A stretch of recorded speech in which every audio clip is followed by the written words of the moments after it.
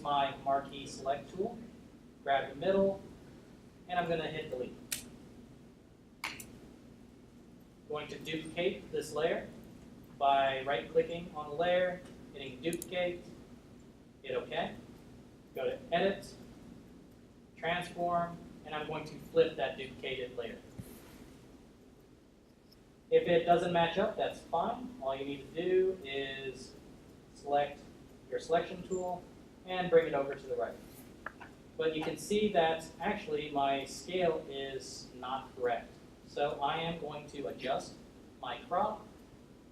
Let me zoom out by selecting the crop tool and holding down Shift and scaling it outwards. Okay, and then hit Enter.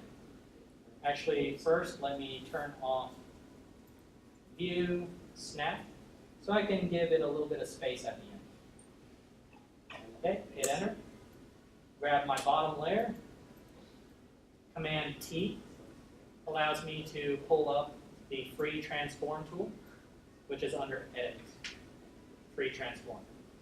Okay, so Command T, and I'm going to go ahead and pull this to the end. So I'm going to go to View, turn Snap back on, and snap it to the corners. I'm going to go ahead and hide the middle layer, so only this alpha remains. Looks like my right alpha is a little off, so I'm going to bring that one up, and then I'm going to pull it over to the right a little bit. Okay, and then I'm going to press Enter, then Command E to merge the alpha down. And then I'm just going to use the brush to fix up any little issues that I might have. Okay, is there any questions on creating this alpha at all? Cool. All right, so next I'm going to go ahead and save this. Save as. Going to call it Alpha 4. Make sure it's a Photoshop file or a JPEG. Zbrush doesn't really accept anything else, so keep it either one of those two. What if it's Illustrator? What is that? What if it's Illustrator? You should be using Photoshop. Okay, hit save. If it's Illustrator, you can bring it inside of Photoshop and then save it as a PSD. Okay. All right, so we're going to go into ZBrush. Going to go to Standard, Stroke, drag Rectangle, Alpha, and then we're going to import it in here. Alpha 4. And actually, let me make sure that everything is defaulted. Okay. We're going to draw it in the middle. But remember, we want it to repeat 4 times. So I'm going to go up to Transform, activate Symmetry, change the symmetry from the X to the Y because we want it to go around the Y axis, which is this axis. All right, so we want to do that, and we also want to turn radial symmetry on and set it to 4. Okay, drag it in, and also we can see an issue. This is an engraving, it's not supposed to pop out, so I'm going to hold down Alt, and then drag it in, then hold down Shift to have it go straight. Next thing, you can see that it's kind of lagging, so it's not really matching up exactly. That's because by default, you have lazy mouse turned on. I'll tell you exactly what lazy mouse is in a little bit, but to turn that off, go to Stroke, lazy mouse, turn that off. Let's go ahead and do it again. Hold down Alt, drag it in, hold down Shift, and then match it up. But what can we tell right now between this area and this area? What's going on? Too big. Yeah, too much space. So it's pulling out way too much here, not enough here. The reason for that is because if we take a look at our brush, let me switch the material on this goblet. If we take a look at our brush, we have an inner circle and an outer circle. The inner circle is 100% detail. So if I were to draw, let's say, an alpha that's a circle or something, it's going to pull out 100% detail within that middle radius, while the area between the inside circle and the outer circle is its fall off. So I don't want my alpha to have a fall off. To turn off the fall off, go to focal shift and turn that to -100. Okay, let's see back.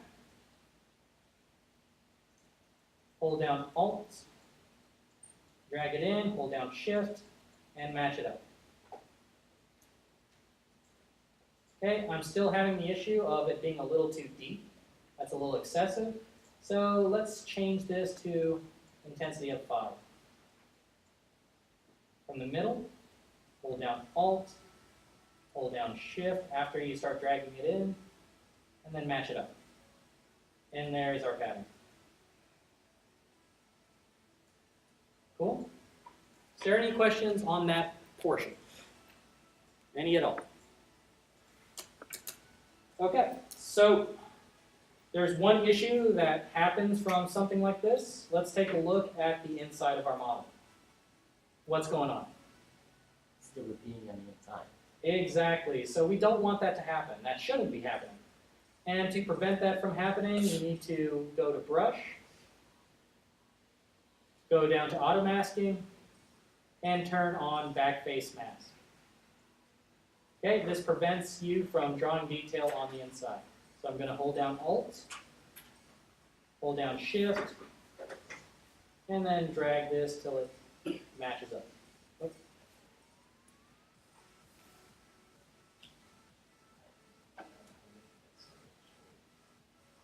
Okay, and there you go.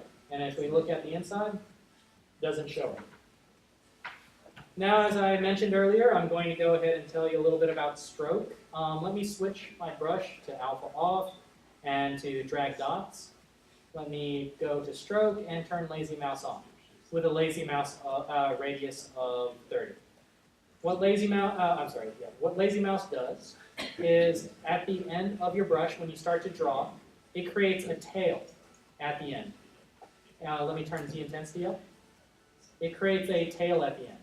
And this tail gives you a little bit of time to actually course correct as you're drawing.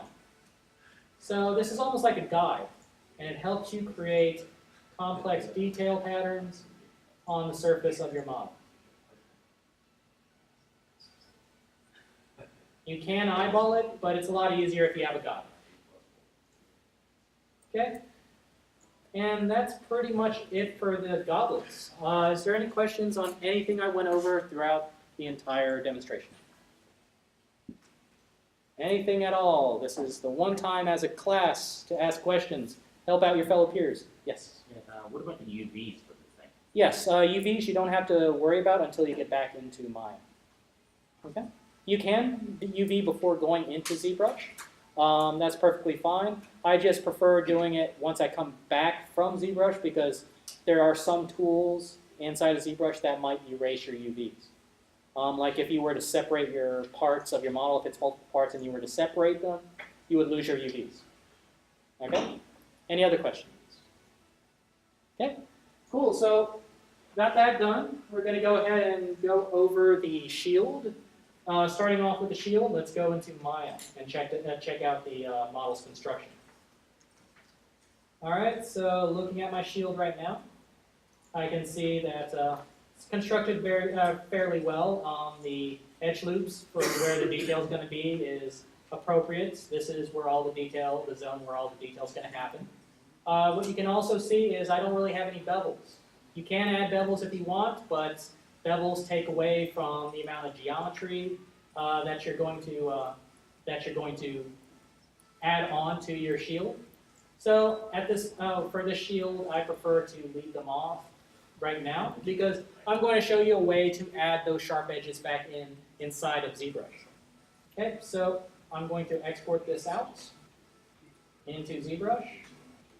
And whenever I import something in, let's say if I want to work on multiple files at one time, I want to have a tool for my goblet and I want to have a tool for my shield. And I want to switch between them both and work on them simultaneously.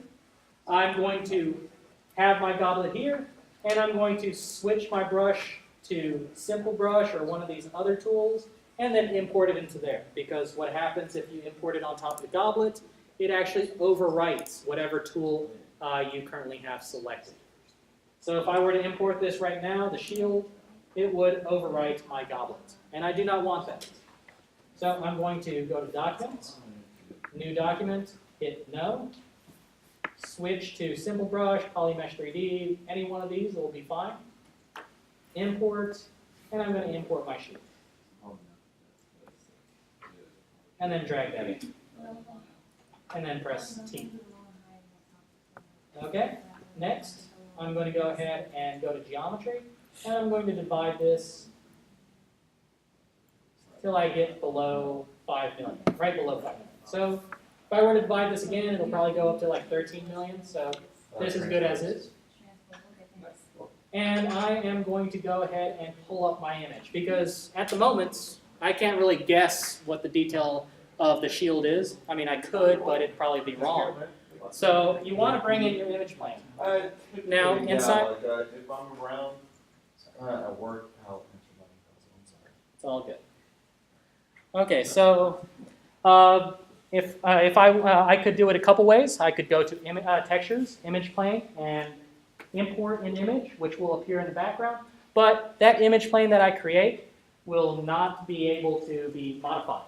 You can modify it in Photoshop before bringing it in, but for the most part, that image plane, I were to do it the way Frank showed you, is going to just sit in the background behind my model. I want to actually have an image plane where I can move it around where I need to away from my model and use it actually as a reference. So to do that, you're going to use a spotlight image. Now keep in mind that spotlight image has a little bit more to it before you can actually use it. Starting off, we need to go to Texture, Import, and import the image of our shield. And then import it in. Okay, by default, it won't actually import it into your scene. What you're going to need to do is go to Texture, select that image that you just imported, and add the spotlight. All right, and you can see that it appears right here. And you can see I also have a second image from last slide. All right, so selecting this image, you'll see that there is a radial that pops up. This radial is pretty much all the editable tools that you have for this image. You can paint it, you can rotate it, scale, all kinds of things. But the main ones that you should care about for this class are rotate, scale, and paint. And I'll tell you why about paint in a minute. But first, let's go ahead and move this over to the left. And to move this image, you need to grab within the radial, but outside of the orange circle. And I'm going to move this to the top left.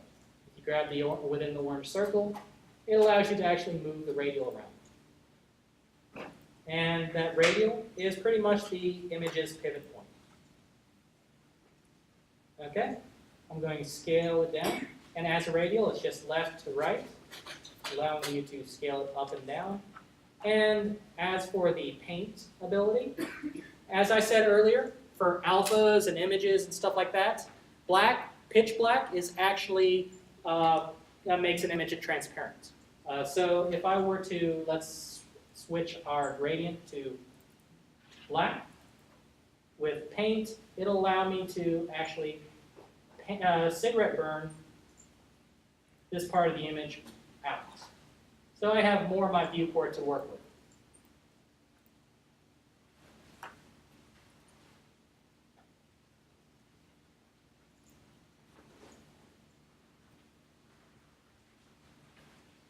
All right, so I'm going to move this over here, and then press Z, and then press V to bring back my normal gradient. And that just pulls up the next thing I'm going to discuss. Z hides your radial so you can paint on or start sculpting on your model. Shift Z hides the image altogether. And then Shift Z brings it back, and Z again brings the radial back. Okay, I know I went through a lot of information just now. Is there any questions at all? Like hotkeys, anybody? Anything? No? Oh. Smaller class, less questions. So let's go ahead and move on to creating detail onto our model. as you can see, I can't create any, except for this little dot here, probably because I missed a part of the image. Pretty much, with a spotlight image, you cannot create detail outside of the image, because what a spotlight image is, essentially, is allowing you to take a image and make it into an alpha channel, which you can sculpt the detail from the image onto the surface of your geometry. That might sound great, but in this case, not so much, especially with an image like this. The reason why, like I mentioned, lighter channels bring out detail, darker channels suppress detail. So with this image, you can see that it has highlights and shadows. The parts that are highlighted will bring out more detail, while the parts that are in shadow will bring out less. And for the most part, this shield should have even detail throughout the surface of the shield. So using this image as a spotlight projection is not for the best. Mainly for spotlight projection, you need to find an image that is very flat. Your light channels and dark channels are evenly defined. Okay, so something like this will not work. And I just want to use this as a reference image to sample. So to turn off the spotlight projection functionality, you need to go to Brush. Go to Brush, go down to Samples, and turn off spotlight projection. Many students forget this, so please take notes or record. Brush, Samples, spotlight projection, turn it off. All right, and now I'm able to draw on the surface of my model. Okay, so next, I'm going to go ahead and start masking off these patterns, the diamonds, the arrows, all that. Okay, so if I started, you can see it's just masking off one area. I want it to go around the shield. To do that, I'm going to go to Transform, Activate Symmetry, X, turn that off, and I'm going to set it to Y. I know it's Y because I've done this 2 other times. But for all of you, the best way to know your axes, you're going to click on the right side here, this column, you're going to click on Floor. And that'll show you the floor of ZBrush. So this is our floor. We know that this is the y-axis. So I actually want it to go around that axis. All right, so transform y-axis, and I'm going to set this to 19. I counted it, it's 19. I wish it were 20, but it's not.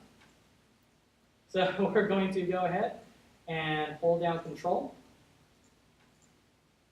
and start masking these parts off. Holding down Control and then just left-click dragging or brush stroking along the surface will mask that area off. Hold down Control and Alt, and brush stroke will take away.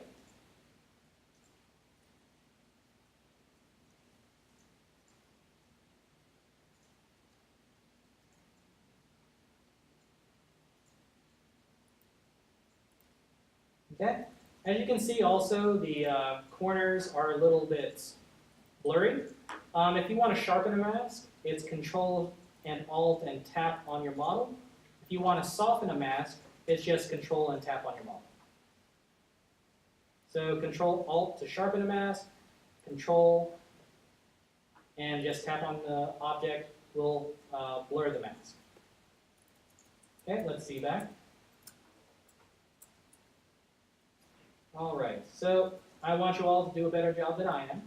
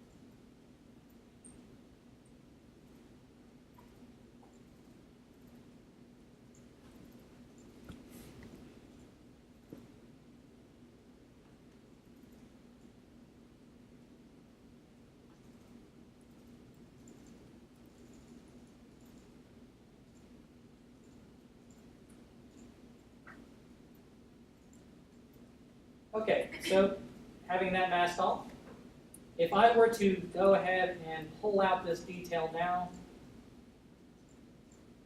oh, let me turn it down. Oh, what happened? It created a honeycomb, but what exactly happened? That's a way cooler sheild. Yeah. Yeah. Okay, yes, that's the second thing. What's the third thing that happened? It It's was bulletproof? in instead of out. What's that? It was pulling in the opposite It direction. was pushed in instead of pulled out. Exactly. Well, essentially, it's pulling out the lighter values, and actually, we want the darkened values to be pulled out instead. So it reversed it. It pulled out the wrong ones. So what we're going to do is reverse this mask. Hold down Control, tap in negative space to reverse this mask. Now, what we could do is just go through here and paint this, but there's no guarantee that it's even all over the model because everything is pressure sensitive. Even with a mouse, it's not guaranteed. So to make sure that it evenly pulls out detail on all sides, I'm going to go down to deformation, and I'm going to left-click drag the inflate slider to the right. Okay, and there you go. Hold down Control and marquee drag in negative space to unhide that mask, or deselect that mask. It's actually pulling out a little too much. Let me try this again. Okay, there we go. Cool. Is there any questions on the masking portion before I move on? Any at all? Okay.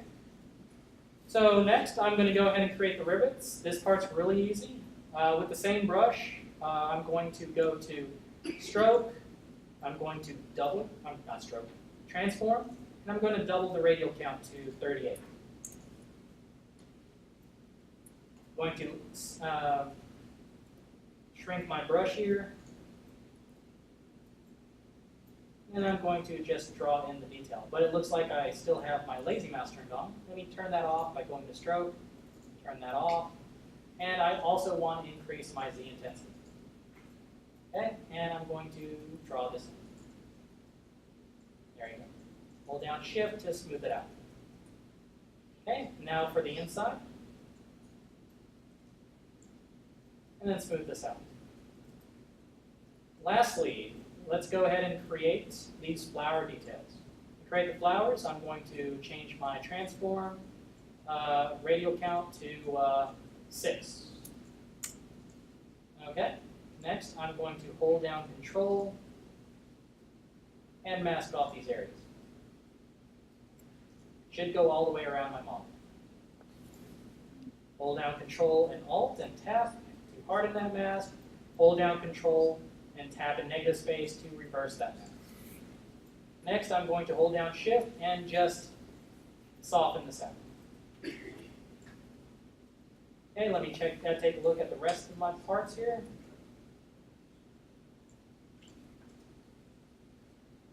Looks fairly softened. Now I'm going to go in and go to Inflate, and I'm going to pull out the detail. And I probably should zoom in a little bit so I know exactly what I'm doing. All right, let's try it again. Okay, some of them might turn out okay, but the others maybe not so much. So let's pull it out, and let's soften this by holding down Shift. So that looks decent, but if we look at the others, actually turned out pretty good. Almost never happens, guys. All right, well, what I was going to do if it didn't turn out okay, B, F, A on your keyboard, B to open up the brush menu, F to open up the F category, and A is the letter assigned to the flatten brush. And this will allow us to flatten the ends off. Pretty much give us a flat surface to drag the flower detail onto this surface. Okay, now I'm going to switch to the standard brush, B, S, and then T. And how the brush menu works essentially is B to open up the brush menu, S to open up the S category, or if it were the flattened brush, F to open up the F category. And then the last letter is the key that's assigned to the particular brush. And usually that key is either the first letter in its name. If the first letter is taken by another tool, let's say it's the smooth brush and the standard brush, they both start with S. So they can't both share S. So usually it's the second letter in its name if the first letter is already taken. Now if the second letter is taken and it's a brush with 2 words, then it would the letter assigned to it would be the first letter of its second word. If that's taken, what's going to happen is the letter assigned to it will be the third letter, and so forth like that. I know it's confusing, but after you use ZBrush enough times, eventually the brushes you use the most often, it'll be very easy to learn the hotkeys for them. Okay, so standard brush, BST. And I'm going to swap my dot stroke to drag rectangle. And I'm going to change my alpha to something, like this, which is a swirl pattern. Now, I know that it's flower, but, you can find the flower alpha on Google fairly easily. There are several. But for me, for this demonstration, I'm just going to use the swirl. But you can also create your own flower pattern. If you want a flower pattern that's a little bit more detailed than just white and black alpha, you can create your own if you want to. Okay, so for now, for this demonstration, I'm just going to select this swirl pattern as my alpha, and then from the middle, I'm just going to drag it out. It's a little bit blurry. That tells me I should divide one more time. If I want to. I do. And I'm going to go ahead and drag this. Okay, so just imagine a flower pattern. All right, and then I would do this flower pattern the same way, but this is only, it should only have a radial of maybe 4 instead. It looks like the pattern repeats 4 times, whereas the outer part is 6. So yeah, just pay attention to the detail, pay attention to your reference, just make sure that you count how many points there are and stuff like that. And that, for the most part, is pretty much it. But as you can see, I probably accidentally masked the backside while I was pulling out this detail. All right, so way to fix that is how again? I did it for the goblets. Back face masking. Back face masking. So I can use put back face masking on my smooth. If I were to smooth this out like this, actually, let me turn it down a notch. If I were to hold down Shift and smooth this out, the front will also get smooth. So keep that in mind. You need to hold down Shift, go to Brush, and then go down to Alpha Masking and turn on Back Face Mask. It's dependent on what brush you have selected. Even though I had it already turned on for the standard brush, it was not turned on for my smooth brush. And it's also not turned on for my masking brushes, which is why that's happening. So keep that in mind, it's brush dependent. Hold down Control, Brush, go down, Back Face Mask, and you can see it doesn't blend into the other side, bleed into the other side. Okay, so let's go ahead and hold down Shift. Let me turn it down one more. And do keep this in mind also that just because you have a highest subdivision level doesn't mean you have to stay on it.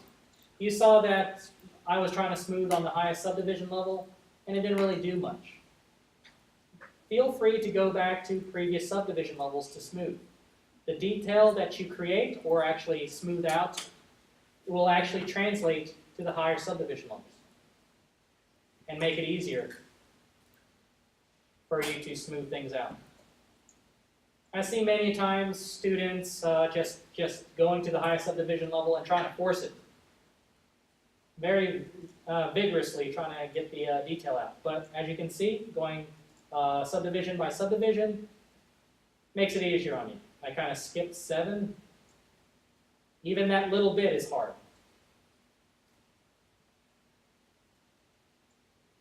And then the final subdivision, smooth that out. Cool?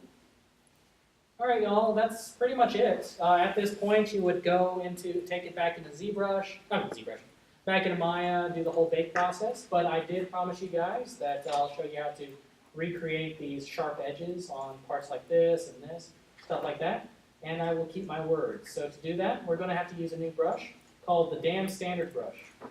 And to bring that up, it's B, D, and then S. And I'm going to turn my radial count to 100. Hold down Alt, because by default, the damn standard brush is in Z sub.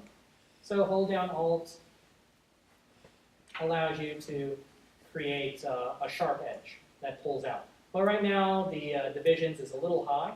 So let me take this down to something like 6. Hold down Alt, and then soften it out. There's our sharp edge there.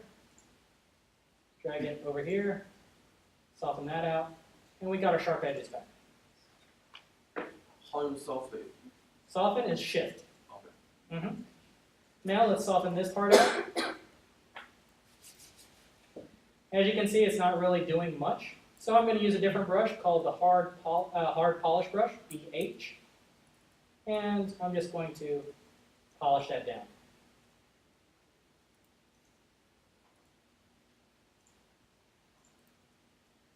Same thing here.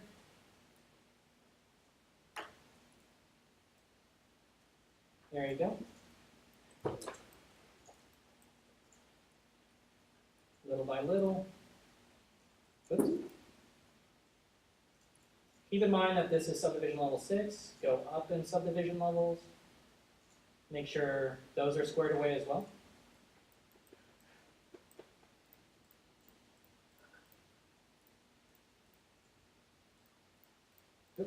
It will start slowing down. So actually let me go ahead and stick with 6. Let me actually take it down a little bit more. Let me smooth this part out. And then bring it up. Okay, there we go. Bring it up.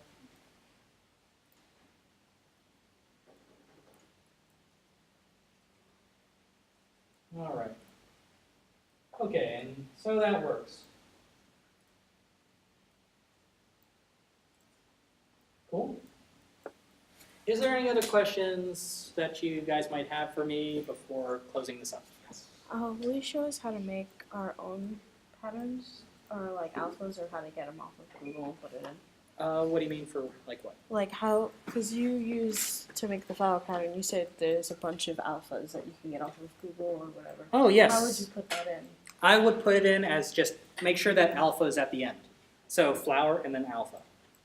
And then it'll pop up a bunch of, I'm sure there's tons. No, I mean like how do you import it to use it in Oh, yeah, Zbrush? Just like what I did for the goblet, to import an alpha. First you save it, and then you go to alpha, and then you import that in down here. Okay. Okay? So if it is not a JPEG or a PSD, say you save a PNG, you need to open it up inside of Photoshop first, and then save it as a JPEG or a PSD. Okay. Okay? Any other questions? Any at all? Nope. Okay. Going once, going twice. That's it. Awesome, guys. Bring on the lights. Fair warning.